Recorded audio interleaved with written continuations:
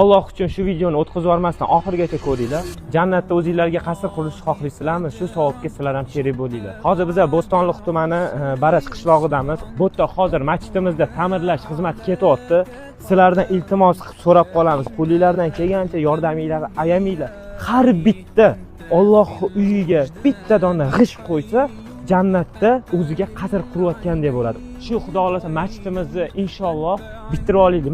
Masjidimiz bitguncha men o'zim ham shu yerda xizmatda bo'laman. Bemalol o'zingizlar ham kelib turib, o'zingizlarni ataganinglarni masjidimizga tashlab ketsanglar bo'ladi. Masjidimiz bitguncha namoz vaqtlari hozir shu yerda o'qilyapti. Masjidimiz tezroq bitishiga sizlar sababchi bo'lishinglar mumkin.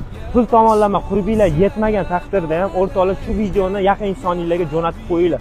Savobga sizlar ham sherik bo'linglar. Bo'stonliq tumanida ustalar juda ham ko'p, bilasizlar buni. Sizlardan iltimos qilib so'raymiz. Sizlarni hasharga chaqiramiz. Chunki masjidimizda ishimiz juda ham ko'p. Xudo xolasa inshaalloh tomlarini yopib olib, bemalol kelib yana shu yerda namozlarni o'qiymiz. Bizlar uchun emas, Alloh uchun yordam beringlar.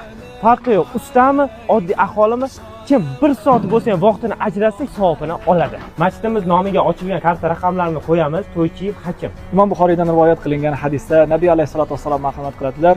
Kimki bir masjid bino qiladigan bo'lsa, u uchun jannatda bir uy bino qilinadi dedilar. Bizning masjidimiz qurilishiga o'z hissangizni qo'shing.